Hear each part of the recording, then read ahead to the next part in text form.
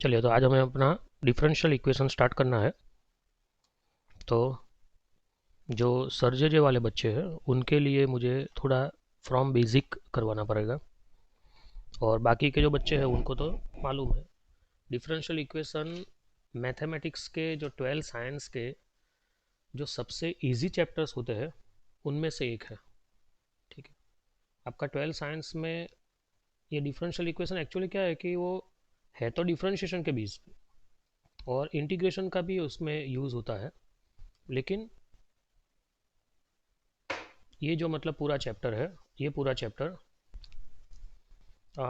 एकदम बेसिक है, मतलब आपको मतलब किसी को भी आ सकता है। ओके, समझिए। डिफरेंशियल इक्वेशन में पहले बात करते हैं, जो हमने मतलब वो ऑर्डर एंड डिग्री की बात कर दी थी कि ऑर्डर किसको कहते हैं, डिग्री किसको कहते हैं। ठीक है, अब डिफरेंशियल इक्वेशन है। अब समझो कि सपोज आपके पास एक इक्वेशन है y is equal to A sine x plus B cos X के फॉर्म में कोई इक्वेशन है। ये मैं आपको एक सिर्फ एग्जांपल दे रहा हूँ। ठीक है, तो ये जो इक्वेशन है इसका आप डेरिवेशन करोगे। डिफरेंशियल इक्वेशन मतलब आपको D Y by D X, D square Y by D x square, D cube Y by D X cube के फॉर्म में आपको इक्वेशन लाना है, उसको कहते हैं डिफरेंशियल इक्वेशन। जो हमें मालूम है डिफरेंशियल इक्वेशन का डेफिनेशन क्या है, तो F of D raise to N Y by D X raise to N के फॉर्मेट में वो होता है। मतलब जो उसका जो इज इक्वल टू करके यहाँ पे जो आता है वो आता है सपोज 3 d³ y/dx³। ठीक है, प्लस प्लस या माइनस, चलो ना, 2 dy/dx होल स्क्वायर। ठीक है, -7 इज इक्वल टू 0। मतलब ये जो फॉर्मेट होता है इसको कहते हैं डिफरेंशियल इक्वेशन। ठीक है, अब देखिए y equal to A sine x plus B cos X. अगर हमें इसमें कह रखा है कि देखो, और यहाँ पे मैं प्लस के भी कर देता हूँ, या फिर प्लस, चलो ना के लिख देता हूँ, तो आपको दिखता है कि यहाँ पे तीन कॉन्स्टेंट्स है, ए बी एंड के। लेकिन क्वेश्चन में ऐसा कह रखा है कि A and B are arbitrary constant. Arbitrary constants, arbitrary को रीजनल लैंग्वेज में जो कहते हैं उसको कहते हैं स्वेर अचर। स्वेर। अब आर्बिटरी का मतलब क्या है कि आप अपने हिसाब से वो कांस्टेंट ले सकते हो। स्वेर अचर मतलब वही है आर्बिटरी कांस्टेंट। ठीक है, देखो समझते हैं। कांस्टेंट से ना दो प्रकार के आते हैं। कांस्टेंट जो होते हैं वो दो प्रकार के होते हैं। यहाँ पे मैं लिखता हूँ कांस्टेंट्स। तो उसमें आते हैं, पहला जो प्रकार आता है वो होता है आर्बिटरी कांस्टेंट, और दूसरा जो आता है वो आता है फिक्स्ड कांस्टेंट। दोनों कांस्टेंट है। आर्बिटरी कांस्टेंट मतलब और फिक्स्ड कांस्टेंट मतलब है। सपोज आर्बिटरी कांस्टेंट मैं लेता हूँ k1 सपोज, और फिक्स कांस्टेंट में लेता हूँ k2। अब समझो कि मैं एक सम करवा रहा हूँ और उसमें फिक्स कांस्टेंट का यूज़ आया, और मैं कहूँगा कि भाई k2 इक्वल टू आपको 7 लेना है। k2 is the fix constant and k2 equal to 7 लेना है। मतलब ये हो गया कि पूरी क्लास को 7 ही लेना है, क्योंकि वो फिक्स हो गया है भाई। अब आप कहोगे नहीं सर मैं 8 लूँगा, तो वो नहीं चलेगा। कोई कहेगा मैं -3 लूँगा, तो वो नहीं चलेगा, क्योंकि मैंने कह दिया k2 is the fix constant और वहाँ आपको 7 ही लेना है। अब आर्बिटरी कांस्टेंट का मतलब क्या है कि मैं कहूँगा कि भाई k1 आर्बिटरी कांस्टेंट है और आप 7 लीजिए। तो अगर कोई बंदा ये कहता है नहीं सर मैं तो k1 इक्वल टू √3 लूँगा, तो वो चलेगा। कोई कहेगा k1 इक्वल टू 11 लूँगा, तो चलेगा। कोई कहेगा k1 इक्वल टू 7/2 लूँगा, तो चलेगा। मतलब क्या है, ये आर्बिटरी मतलब हर एक पर्सन अपनी इच्छा के अनुसार जो कांस्टेंट सिलेक्ट कर सकता है उसको कहते हैं आर्बिटरी कांस्टेंट। और ये फिक्स कांस्टेंट मतलब क्या है, जो फिक्स है। k2 मतलब इक्वल टू, एक बार मतलब मैंने कह दिया कि k2 इक्वल टू 7, तो वो 7 ही है। फिर आप चाहो ना नहीं सर मैं 3 लूँगा, वो नहीं चलेगा, 7 ही लेना है। ठीक है, ये फिक्स कांस्टेंट की बात करते हैं। तो मतलब कांस्टेंट्स दो टाइप के आते हैं, एक आर्बिटरी और एक फिक्स। ठीक है, और डिफरेंशियल इक्वेशन में ये रूल है कि ये जो मतलब आपका सिंपल इक्वेशन है, ये डिफरेंशियल इक्वेशन नहीं है, ये सिंपल इक्वेशन। ये सिंपल इक्वेशन को, ये सिंपल इक्वेशन है। ठीक है, ये सिंपल इक्वेशन को आपको बनाना है सपोज डिफरेंशियल इक्वेशन। तो रूल ये है कि इनमें जितने भी आर्बिटरी कांस्टेंट है, जितने भी आर्बिटरी कांस्टेंट है उतनी बार उसका डेरिवेशन करना पड़ेगा। समझो यहाँ पे आर्बिट्ररी कांस्टेंट कितनी बार है, ए एंड बी, मतलब 2 है, ठीक है। तो आपको डिफरेंशियल इक्वेशन लाना है तो आपको कंपलसरी 2 बार डेरिवेशन करना पड़ेगा, न 2 से ज़्यादा न 2 से कम। कोई कहेगा सर मैं एक ही बार डेरिवेशन करूँगा और मेरे आर्बिट्ररी कांस्टेंट निकल जाएंगे, वो नहीं चलेगा, तो दूसरी बार डेरिवेशन भी करना ही पड़ेगा, ठीक है। सपोज उसका समझो कि डिफरेंशियल इक्वेशन ऐसा आया,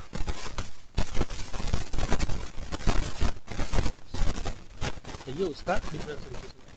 अब डिफरेंशियल इक्वेशन के लिए, ये डिफरेंशियल इक्वेशन हो गया, इसका डिफरेंशियल इक्वेशन सपोज ना, ये एक एग्जांपल। अब ये जो आ रहा है डिफरेंशियल इक्वेशन पर से जो ये मिलेगा, जैसे कि इस पर से डिफरेंशियल इक्वेशन मिलता है, सिमिलरली डिफरेंशियल इक्वेशन पर से भी ये मिलता है।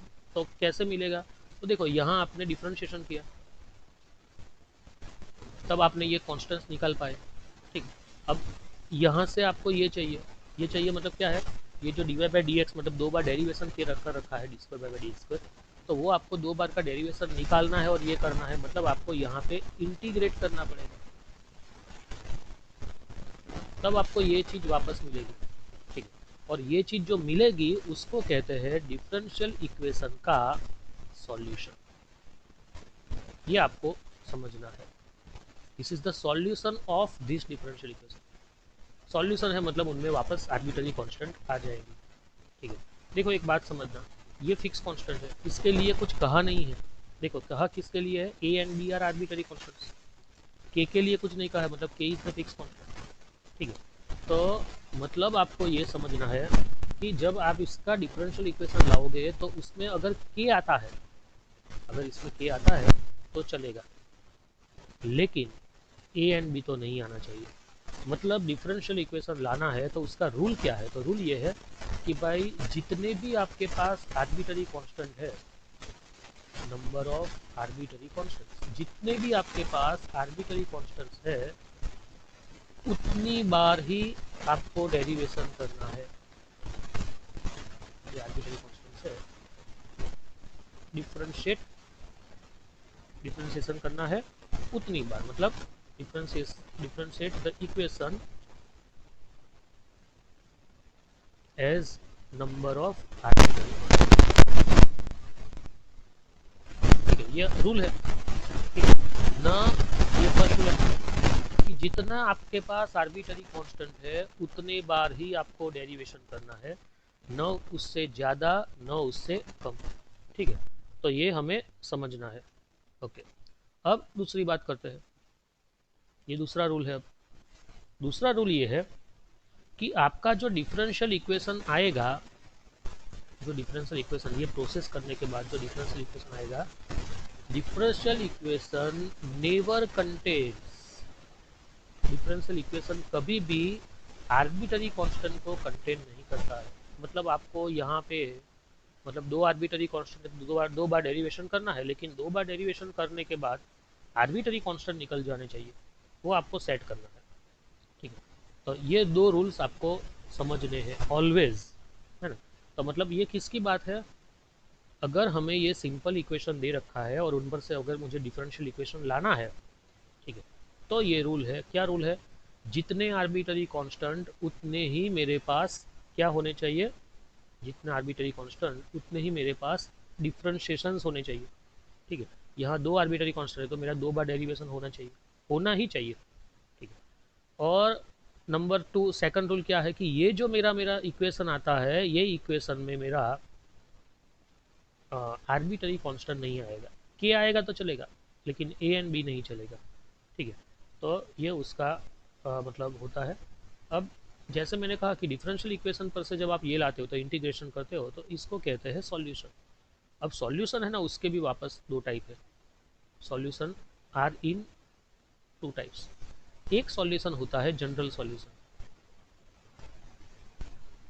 जनरल सॉल्यूशन है उसमें आर्बिट्ररी कांस्टेंट्स होते हैं, मतलब वो तो होते ही है, क्योंकि आपने क्या किया, इसको इंटीग्रेट किया तो 2 बार तो C1 आएंगे ही आएंगे, ठीक है।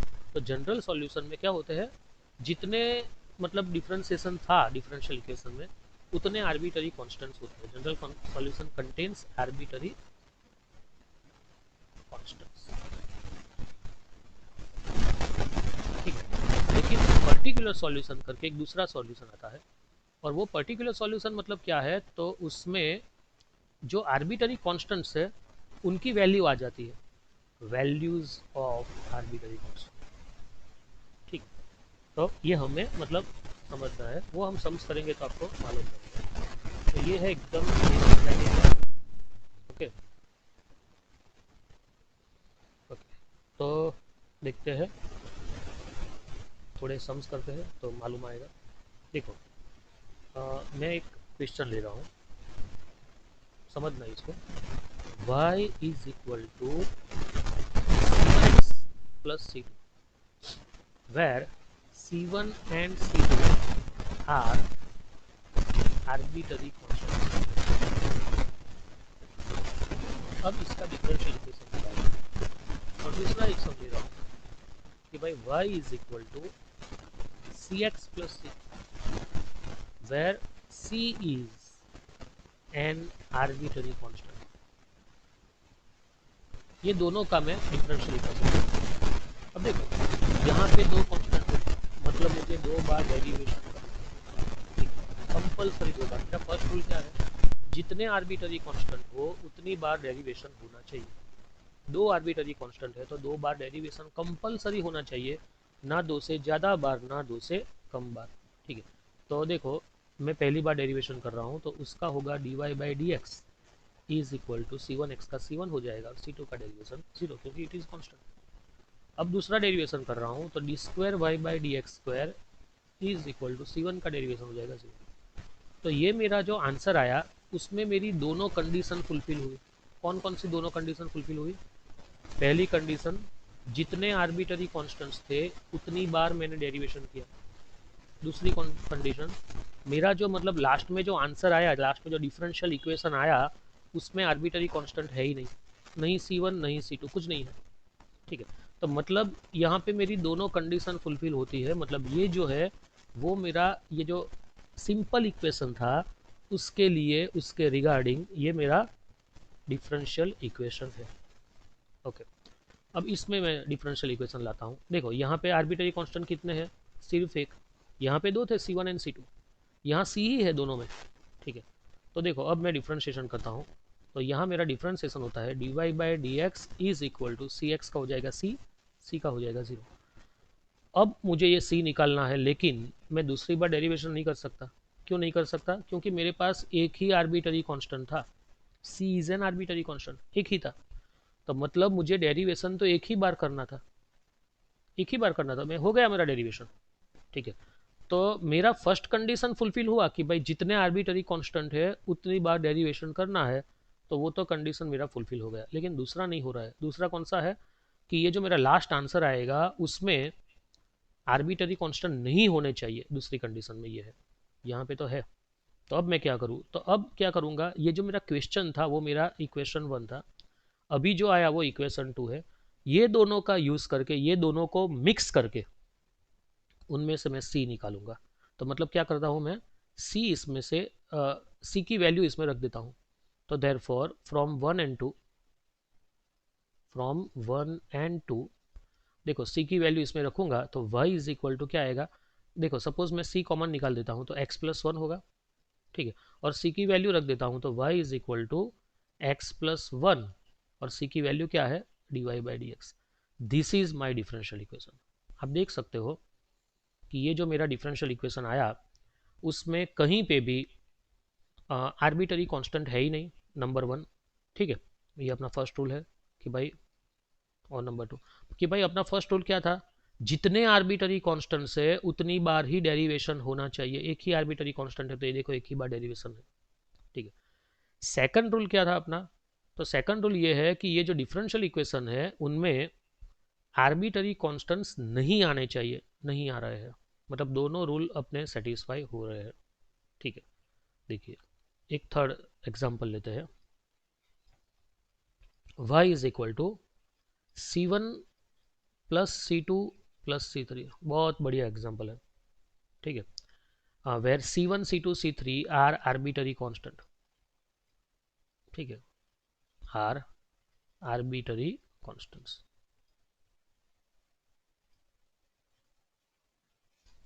ओके, अब देखो मैं उसका डेरिवेशन कर रहा हूँ, D Y by D x.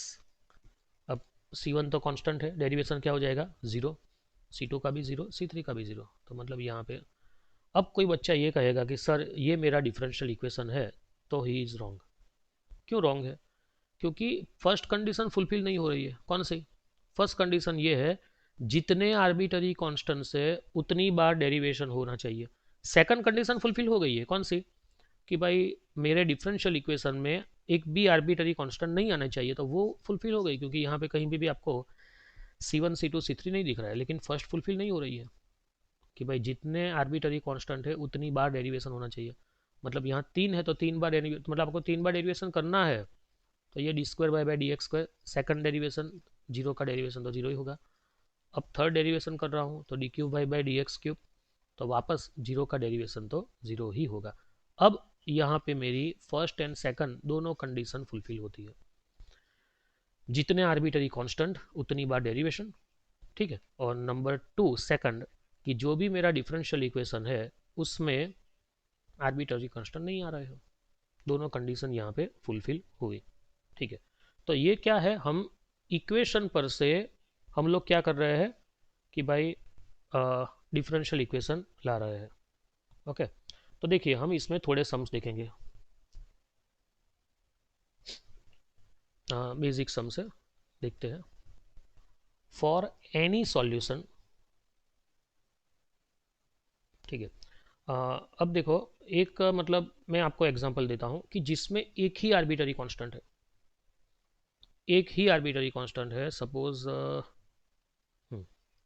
Suppose equation है X square plus Y square minus 2ax equal to 0, एक ही आर्बिटरी कांस्टेंट है, ठीक है। तो अब इसका डिफरेंशियल इक्वेशन लाना है तो कैसे लाएंगे? ओके, कैसे, कई बच्चे कैसे करते हैं और एक्चुअली क्या करना चाहिए वो दोनों हम डिस्कस करते हैं। ओके, देखो बच्चे क्या करते हैं, एक्स स्क्वायर का डेरिवेशन करेंगे तो 2x हो जाएगा। यहाँ पे a is then arbitrary constant ऐसा दे रखा है, a is an arbitrary constant. देखो एक्स स्क्वायर का डेरिवेशन क्या हुआ 2x, वाई स्क्वायर का क्या हुआ 2y D Y by D X, ठीक है। माइनस 2ax का क्या हो जाएगा 2a इक्वल टू 0, ठीक है।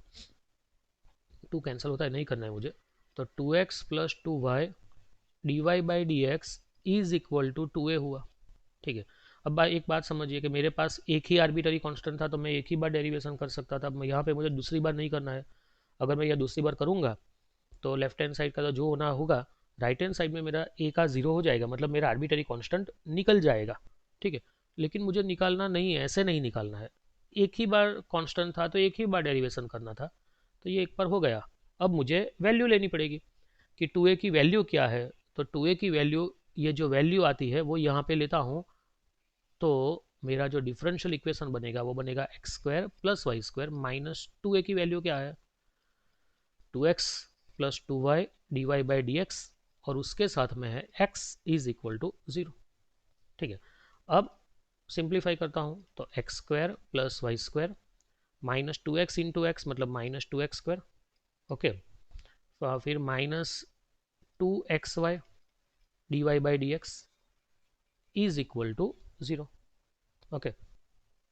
तो एक्स स्क्वायर, पहला X square minus 2x square मतलब माइनस एक्स स्क्वायर होता है, plus Y square minus 2xy D Y by D X is equal to 0।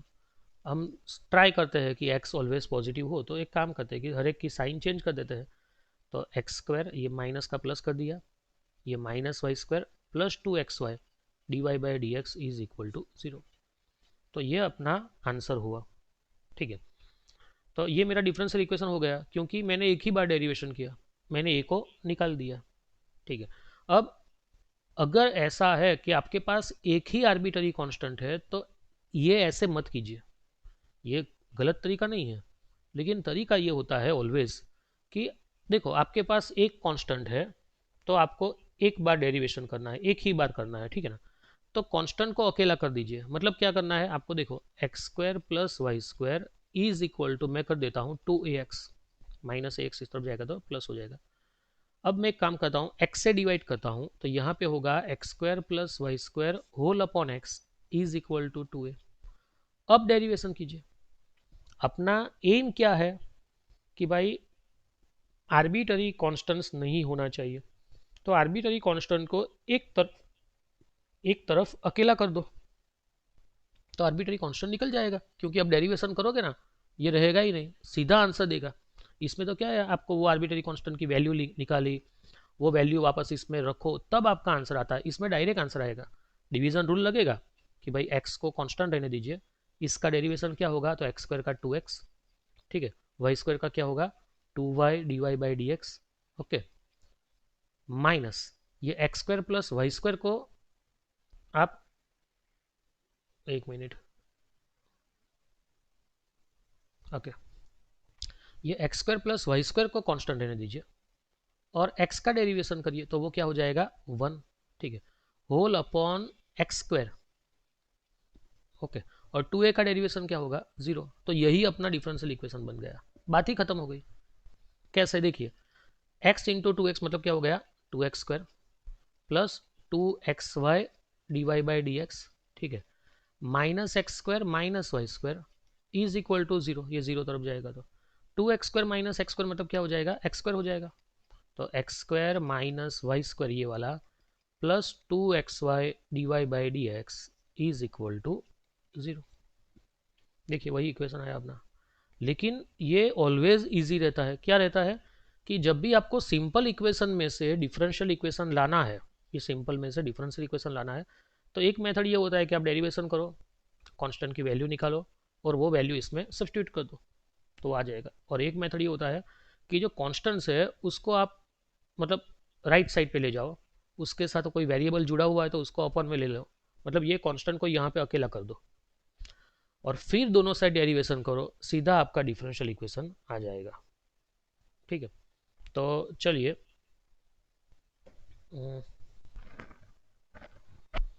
जो मतलब बच्चे अंदर जुड़े हुए हैं तो आप अपनी नोट निकालिए, पेन निकालिए, मैं आपको एक क्वेश्चन देता हूँ, वो आपको मुझे सॉल्व करके देने हैं। एक नोट एंड पेन ले लीजिए।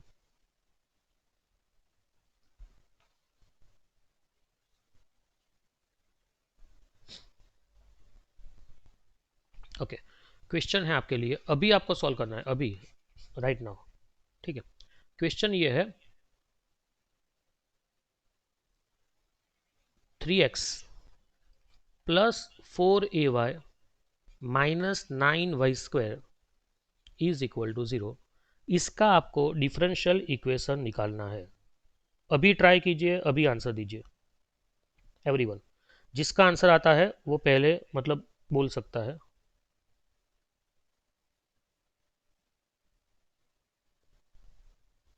Three X plus 4ay minus 9y square equal to 0।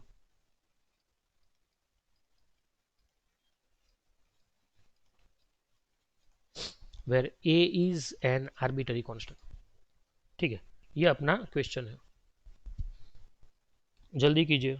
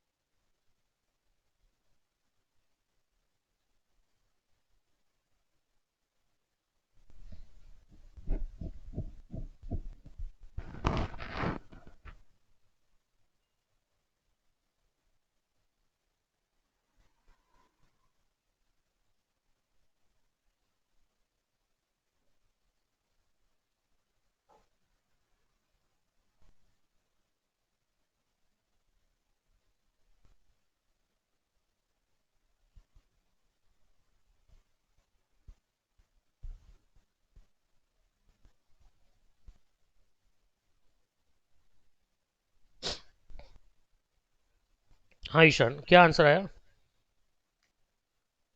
y minus x into dy by dx minus 3y square into dy by dx is equal to 0। Okay, चलिए देखते हैं उसका आंसर सही है गलत है।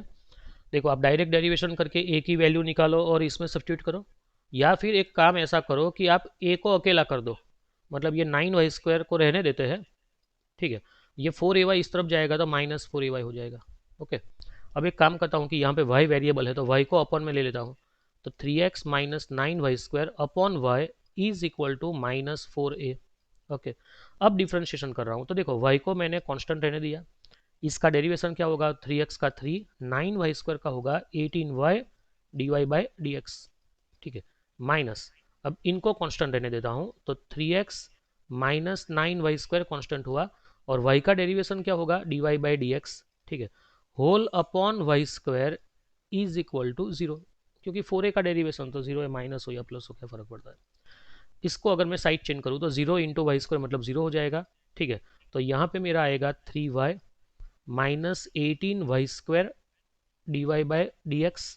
ठीक है, ये y से मल्टीप्लाई करने के बाद -3x और माइनस माइनस प्लस 9y² और 3x के साथ dy/dx जुड़ा हुआ है तो यहाँ पे dy/dx होगा और एक यहाँ पे dy/dx होगा, तो -18y² और प्लस 9 मतलब वो -9 हो जाएगा, तो -9y² dy/dx। ठीक है, -3x dy/dx।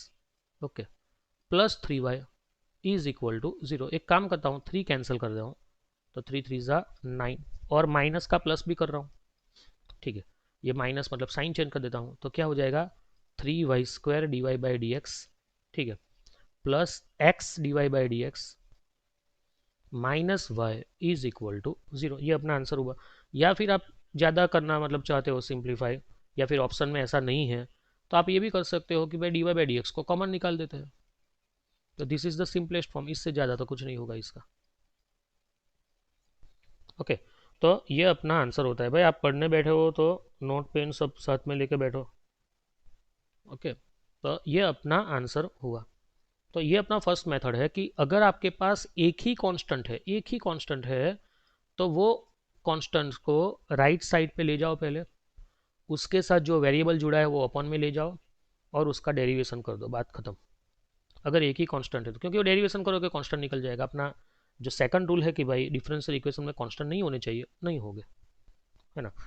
अब देखो मैं आपको और एक एग्जांपल करवाता हूँ जिसमें मेरे पास दो कांस्टेंट है। अब इसको कैसे करेंगे, देखो second, ax² plus by² equal to 1 where a and b are arbitrary constants. ठीक है, देखो अब इसको कैसे करते हैं, तो अब मेरे पास दो कांस्टेंट है लेकिन दोनों कांस्टेंट को मैं राइट साइड नहीं ले जा सकता, क्योंकि एक के साथ x² जुड़ा हुआ है, एक के साथ y² जुड़ा हुआ है, अपॉन में क्या लाऊंगा, नहीं हो पाएगा। मतलब यहाँ पे मुझे डेरिवेशन करना पड़ेगा, और वैसे भी मेरे पास a एंड b दो कांस्टेंट है तो दो बार डेरिवेशन करना पड़ेगा। अब देखो इन दोनों को राइट साइड ले जाऊँ या दोनों को लेफ्ट साइड रहने दो, देखो a एंड b दोनों लेफ्ट साइड है, ये 1 उस तरफ है। आप कुछ भी करोगे, अगर मैं x² को डिवाइड करूंगा तो a अकेला हो जाएगा, लेकिन x² यहाँ पे भी आ जाएगा ना अपन में। If I divide by x² by in whole the equation, तो ये हो जाएगा a, ये हो जाएगा b y² अपॉन x², और ये हो जाएगा 1 अपॉन x²। तो डेरिवेशन से मेरा a निकलेगा लेकिन b तो रह जाएगा ना, क्योंकि b के साथ तो y² अपॉन x² आ गया, मतलब मैं नहीं कर सकता वो। तो अब मैं क्या करूँगा, चलो एक बार डेरिवेशन कर लेता हूँ, क्योंकि दो डेरिवेशन के मेरे पास चांसेस है। तो देखो मैंने पहली बार डेरिवेशन किया तो क्या हुआ, 2ax, दूसरी बार डेरिवेशन किया तो क्या हुआ, 2by dy/dx, और 1 का डेरिवेशन क्या हो जाएगा, 0। अच्छी बात है। अब मैं पहला वो मेरा फर्स्ट वाला रूल है वो अप्लाई करूँगा। कौन सा फर्स्ट वाला रूल, कॉन्स्टेंट्स को एक बाजू कर दो। देखो मैं 2ax को एक तरफ ले रहा हूँ तो 2by dy/dx is equal to क्या हो जाएगा, -2ax। ठीक है, ये 2 एंड ये 2 कैंसिल हुआ, ये b को मैं अपॉन में ले जाता हूँ, x को इस तरफ ले आता हूँ, तो यहाँ पे क्या हो जाएगा, y dy/dx अपॉन x, मतलब x से अपॉन में हुआ, b इस तरफ जाएगा तो ये हो जाएगा -a अपॉन b। अब देखिए मैंने वही रूल अप्लाई किया कि भाई कॉन्स्टेंट्स को राइट साइड पे ले जाके अकेला कर दो। देखो कॉन्स्टेंट्स को राइट साइड पे ले जाके मैंने उनको अकेला कर दिया। ठीक है, अब मैं डेरिवेशन करूंगा, क्योंकि मैं सेकंड डेरिवेटिव कर सकता हूँ। क्यों कर सकता हूँ, क्योंकि रूल है। कौन सा रूल है, दो कांस्टेंट है तो दो बार तो डेरिवेशन करना ही है। तो अब मैं सेकंड डेरिवेशन करूंगा तो ये डिवीजन रूल लगेगा, तो x को मैं ऐसे रहने देता हूँ, इसका डेरिवेशन क्या होगा, तो y को कांस्टेंट रखो, ये मल्टीप्लिकेशन रूल है, पहले dy बाई डी एक्स का डेरिवेशन करो, ठीक है, plus dy by D x को कांस्टेंट रखो और y का डेरिवेशन करो, dy बाई डी एक्स को कांस्टेंट रखो और y का डेरिवेशन क्या होगा, तो dy बाई डी एक्स ही हो जाएगा, ठीक है, माइनस ये y dy by D x को कांस्टेंट रखो और x का डेरिवेशन करो जो 1 आता है, whole upon X square is equal to, अब इसका डेरिवेशन करो तो ये तो पूरे कांस्टेंट है तो इसका डेरिवेशन तो 0 हो जाएगा। एक्स स्क्वायर को अगर मैं साइड चेंज करूं तो क्या होगा, x y square, x y है, x y d square Y by D x square, ये मेरा सेकंड डेरिवेशन था, ठीक है, D square by D x square plus x into ये हो जाएगा d Y by D x whole square, x into d Y by D x whole square हो जाएगा क्योंकि d Y by D x 2 बार है, minus y d Y by D X, ठीक है, इंटू 1 है तो वो तो मतलब नहीं है, एक्स स्क्वायर तो इस तरफ जाएगा तो वो तो 0 हो जाएगा, तो इज इक्वल टू 0, ये मेरा डिफरेंशियल इक्वेशन हुआ।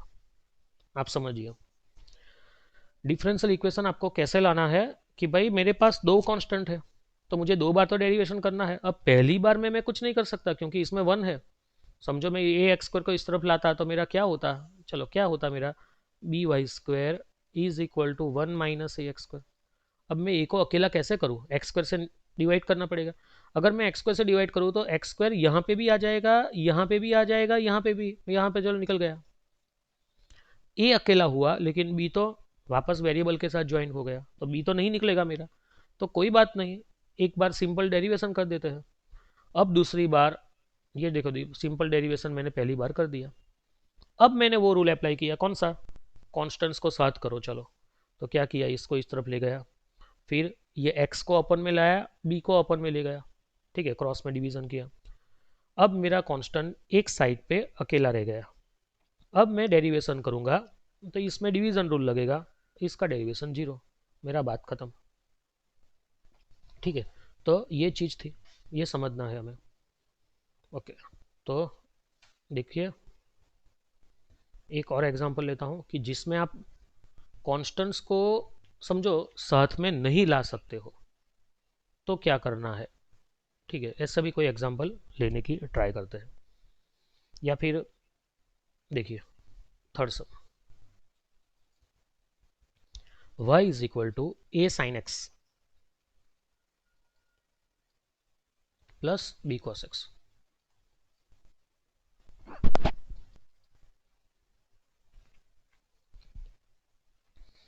ए and B are arbitrary constants.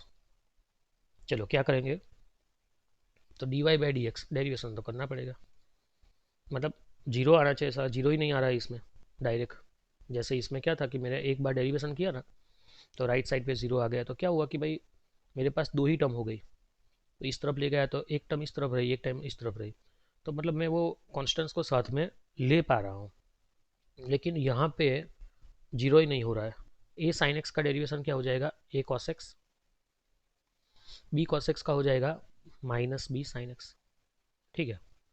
अब देखिए क्या करूँ, 0 ही नहीं आ रहा है कि भाई ए एंड बी को साथ में मतलब सामने सामने ला दूँ, तो ऐसा नहीं हो रहा है क्योंकि यहाँ 0 नहीं आ रहा है, तो अब मुझे सेकंड डेरिवेशन करना पड़ेगा, तो D square Y by D x square is equal to A cos x का हो जाएगा माइनस ए साइन एक्स, ठीक है, और बी साइन एक्स का हो जाएगा बी कॉस एक्स। अब मेरे तो 2 बार डेरिवेशन भी खत्म हो गए, अब क्या करें, तो अब क्या करते हैं, मोस्ट ऑफ तो क्या करते हैं कि ये मेरा रिजल्ट 1 है, ये मेरा रिजल्ट 2 है और ये मेरा रिजल्ट 3 है, ठीक है, मोस्ट ऑफ ये होता है, लेकिन उससे इजी भी होता है, इसमें इजी केस है, लेकिन पहले मतलब बात करते हैं कि मोस्ट ऑफ क्या होता है, कि जब ऐसा कुछ होता है ना तो क्या करते हैं कि ये रिजल्ट 2 एंड रिजल्ट 3 है, वो दोनों को सॉल्व करते हैं, एलिमिनेशन मेथड करते हैं, सिंपल एलिमिनेशन मेथड, ठीक है, कि देखो ए के साथ कॉस एक्स जुड़ा हुआ है, यहाँ पे ए के साथ साइन एक्स जुड़ा हुआ है, ओके, तो इसको साइन एक्स से मल्टीप्लाई करो, इससे कॉस एक्स से मल्टीप्लाई करो, पूरे इक्वेशन को साइन एक्स से मल्टीप्लाई करो, ये पूरे इक्वेशन को कॉस एक्स से मल्टीप्लाई करो और एलिमिनेशन मेथड लगा दो, तो मतलब ए निकल जाएगा, तो बी की वैल्यू मिलेगी हमें, ठीक है, फिर वापस बी को निकालो मतलब ए की वैल्यू मिलेगी, ये दोनों इक्वेशन से, ठीक है, और वो ए एंड बी की वैल्यू इसमें रख दो, तो अपना डिफरेंशियल इक्वेशन आ गया।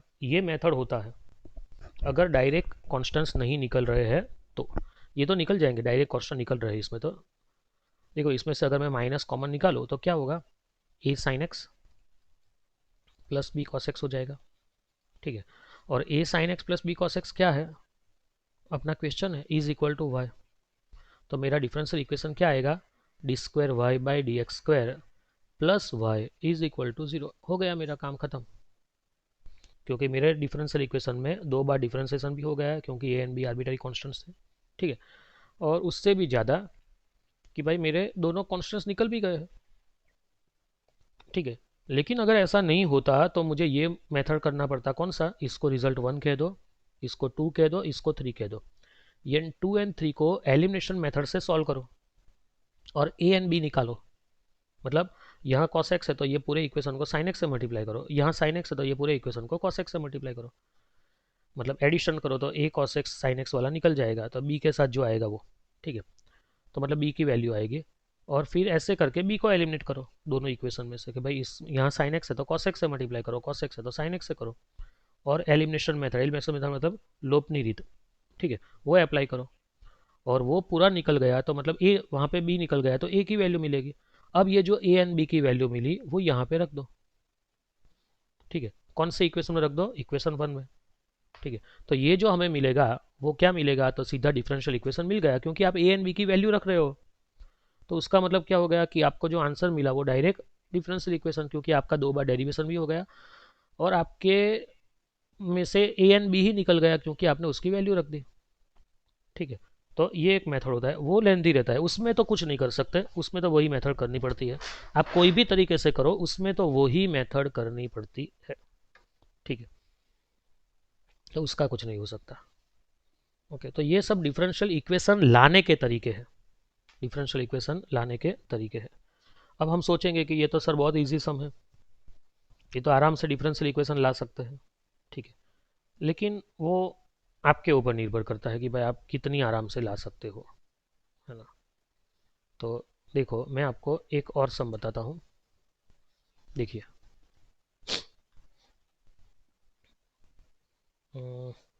y equal to capital A into E raise to 2x plus capital B into E raise to minus X, where A and B are arbitrary constants. मतलब 2 बार derivation करना है आपको। चलो मैं डी बाई डी एक्स नहीं लिखूंगा, बहुत टाइम पास होता है। पहली बार डेरिवेशन करूंगा तो मैं वाई डैश लिख रहा हूँ, मतलब डी बाई डी एक्स ही है वो।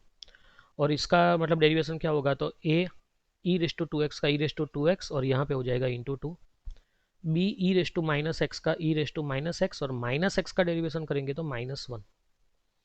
अब मैं दूसरा डेरिवेशन कर रहा हूँ, तो वाई डबल डैश।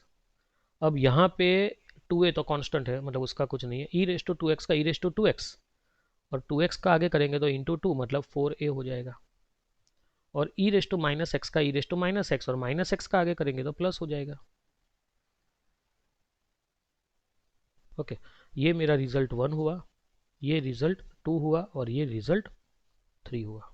ओके, अब इनमें से मैं कुछ नहीं कर सकता, कुछ नहीं मतलब कुछ भी नहीं कर सकता कि भाई मैं मतलब डायरेक्ट इसमें से 2 कॉमन, नहीं तो 2 तो कहाँ कॉमन निकल रहा है कि इसकी वैल्यू रख दो जो आगे किया, ऐसा मैं नहीं कर सकता। तो अब इसमें मुझे रिजल्ट 2 एंड रिजल्ट 3 का यूज़ करके एलिमिनेशन मेथड लगाना ही पड़ेगा। तो फ्रॉम 2 एंड 3 अगर मैं दोनों का एडिशन करूँ तो देखो ये कैंसिल हो जाएगा, ये प्लस है और ये माइनस है, एक जैसा ये कैंसिल हो जाएगा। तो क्या हो जाएगा, Y dash plus Y double dash is equal to 2a plus 4a मतलब 6a E raise to 2x। तो a की वैल्यू क्या आई, तो वो वैल्यू आई Y dash plus Y double dash upon 6e raise to 2x is equal to a आया। ठीक है, या फिर एक काम करो कि भाई ऐसे लिख दो तो भी चलेगा ना, क्योंकि मैं ये वैल्यू लिखने वाला हूँ इसमें, तो इसमें ये पूरा ए ई रेस टू 2x है तो उसकी वैल्यू में ये लिख लूँगा, जो करना है करो। या फिर सिर्फ ए की वैल्यू लिखते हो तो अपन में ई रेस टू 2x जाएगा, और यहाँ रखोगे तो अब ई रेस टू 2x कैंसिल होगा, वो तो एक ही बात है। ओके, अब फ्रॉम 2 एंड 3 में ए को एलिमिनेट कर रहा हूँ, तो एक काम करता हूँ कि ये सेकंड इक्वेशन को फ्रॉम 2 एंड 3 मैं 2 से मल्टीप्लाई करता हूँ, तो 2y dash is equal to 4a e raise to 2x minus 2b e raise to minus x, और यहाँ पे y डबल डैश, तो 4a e raise to 2x plus b e raise to minus x,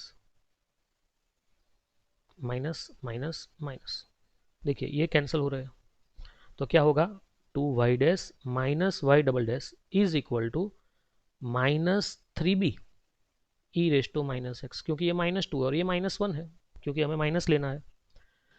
तो ये b e raise to minus x का मतलब क्या होगा, तो मतलब ये -3 से मैं डिवाइड करता हूँ, तो -3 से डिवाइड करूँगा तो अपॉन 3 लिखूंगा, और ये प्लस हो जाएगा और ये माइनस हो जाएगा, मतलब माइनस साइन मैंने इसको दे दी,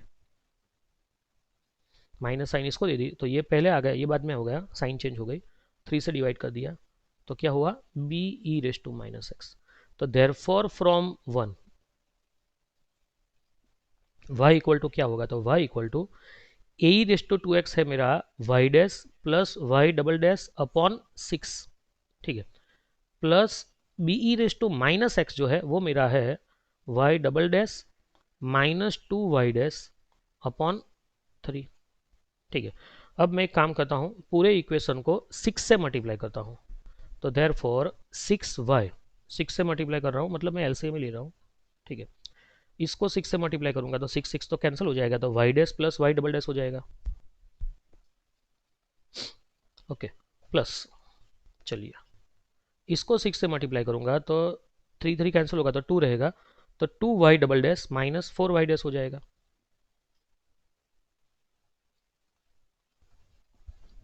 ठीक है। तो therefore 6y is equal to, चलो क्या आ रहा है 3y double dash minus 3y dash हो रहा है, एक काम करते हैं 3 से और डिवाइड कर देते हैं, ठीक है, तो 2y is equal to y double dash minus y dash, मतलब ये हो गया कि 2y is equal to d square Y by D x square minus d Y by D x, और ये मेरा डिफरेंशियल इक्वेशन हो गया है, आप देख सकते हो, this is my differential equation. और ये डिफरेंशियल इक्वेशन में मतलब आप देख सकते हो दोनों कंडीशन फुलफिल हो रही है, कि मेरे पास दो कॉन्स्टेंट्स थे ए एंड बी, है ना, तो मैंने 2 बार डेरिवेशन की है, तब ये D square by D x square आया, ठीक है, और ये जो मेरा आंसर आया उसमें कहीं भी आपको ए एंड बी नहीं दिख रहा है, मतलब सेकंड कंडीशन भी मेरी फुलफिल हुई, तो ये हो गया अपना डिफरेंशियल इक्वेशन, ओके। तो ये एक्चुअली मेथड्स होती है इसमें कि भाई आपको मतलब डिफरेंशियल इक्वेशन लाना है ना, एक ऐसा सम है जो आपको मतलब करना है, होमवर्क में करना है आपको, और आंसर मुझे मतलब ग्रुप में रखना है। क्वेश्चन कुछ इस तरह से है कि भाई show that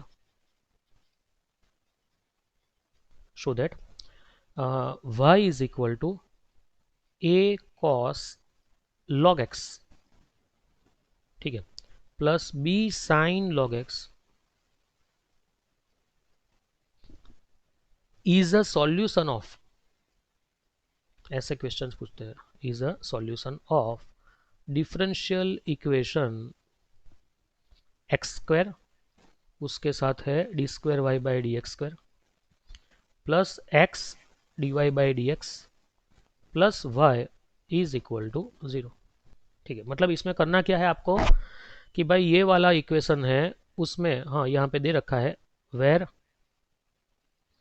A and B are arbitrary constants,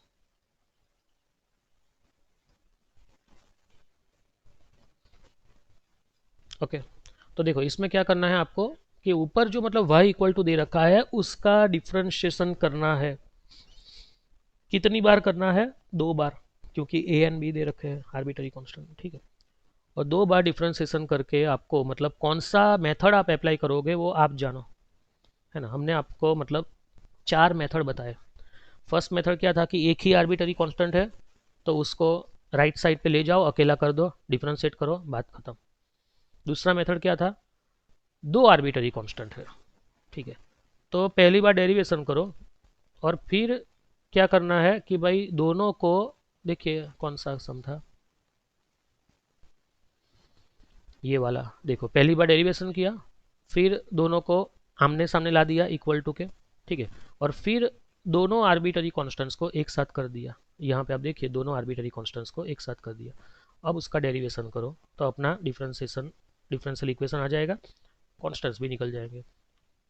third method क्या था कि आप डेरिवेशन कर रहे हो और उसी में आपका डिफरेंशियल इक्वेशन आ गया। और ये फोर्थ मेथड क्या था कि भाई आपको इक्वेशन 1 2 3 लाने पड़े, ठीक है, 2 एंड 3 को सॉल्व करके आपने कॉन्स्टेंट्स की वैल्यू निकाली और वो वैल्यू आपने फर्स्ट में रख दी तो आपको डिफरेंशियल इक्वेशन मिले। बस यही मेथड होती है, इसमें 4 ही मेथड है, ठीक है। आप कोई भी सम को ये 4 मेथड से, 4 में से कोई भी एक मेथड से सॉल्व कर सकते हो। डिफरेंशियल इक्वेशन में ये बेनिफिट बहुत है कि भाई मेथड आपको डायरेक्ट मतलब दी हुई है, आपको मालूम होती है कि यही मेथड है।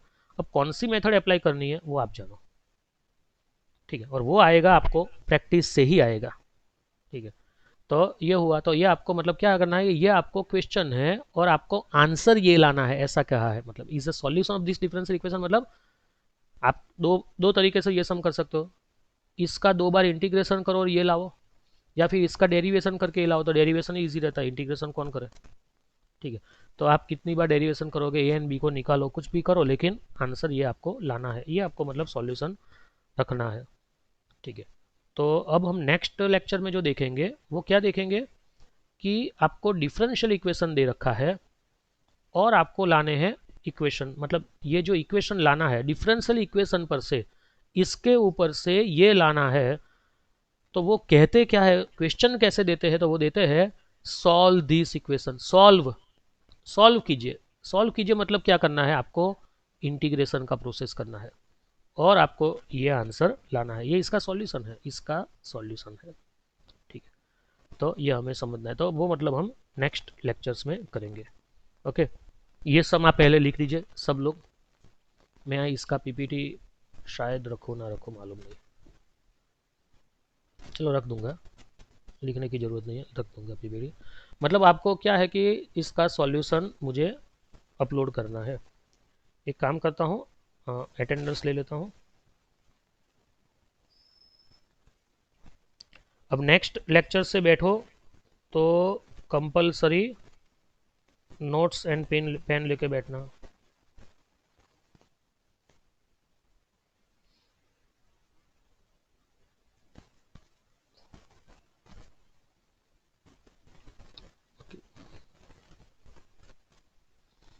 Okay, thank you, now you can leave.